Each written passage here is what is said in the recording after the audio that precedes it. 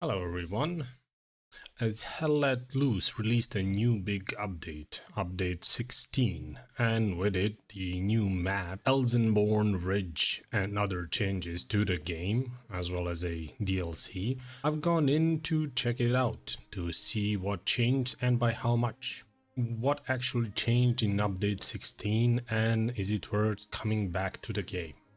So one of the first things you could see when you enter the game is the server filter, which is a great addition, great change, something that was needed when the game came out, but okay, yeah, we get it many years later. So you could filter maps, filter number of players, day-night cycles, but for some reason, no ping. You cannot limit the value of the ping.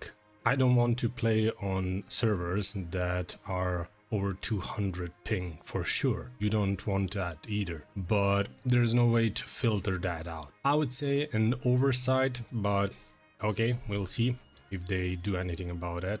I mean, you could list the servers in the server browser from top to bottom ping wise, but why not just filter it out? So when you choose a server, the nice thing that they added was the server queue, right? So you choose the server, queue into it, and you just wait, or just browse in the menus, fiddle with the barracks, cosmetics and whatnot, which is also great. Probably an easy implementation, but okay. When you get into the game, the first thing that you'll notice are the deployment timers, another great addition. On the right side, you'll see timers for garrisons, outposts, and airheads.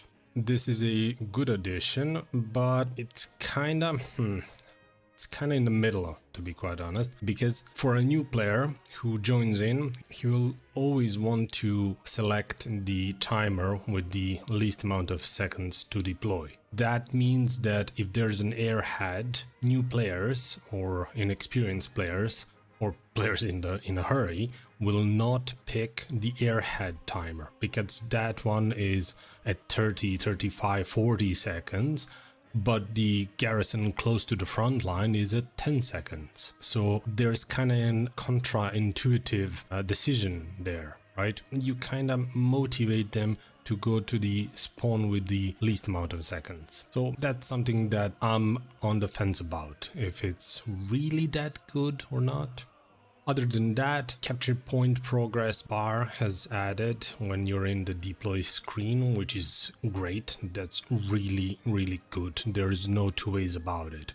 So if you want to spawn and you see that you're losing your defensive point, you might just, without anybody giving you an order, just jump to the defensive point and defend it. You can make an informed decision.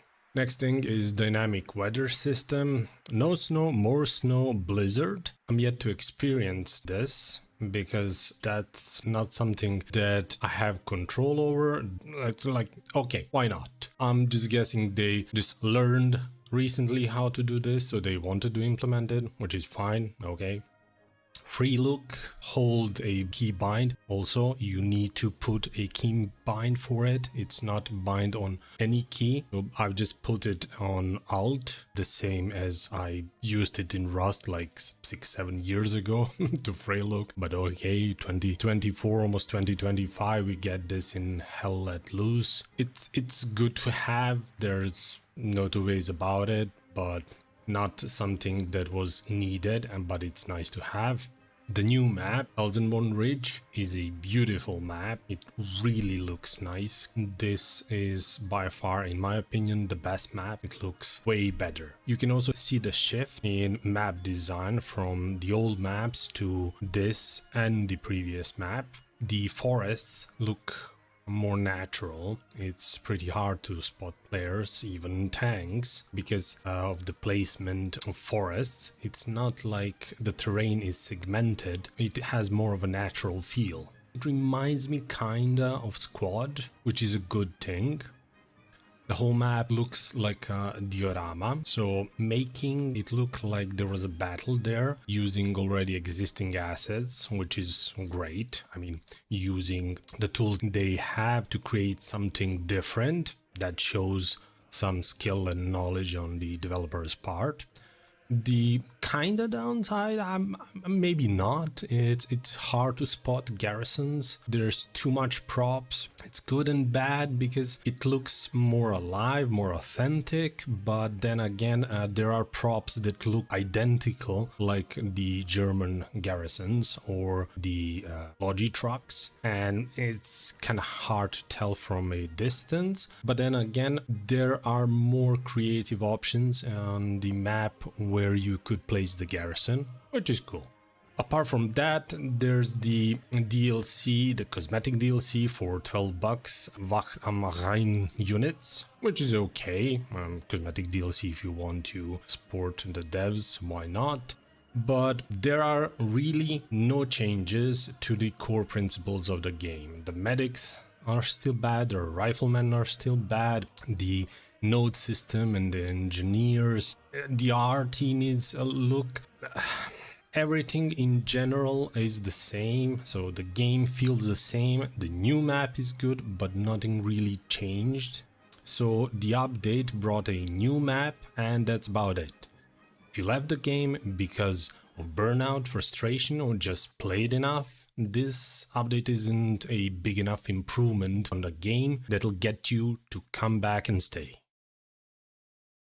That's it, and as always, Veni, vidi, ludere, dixi.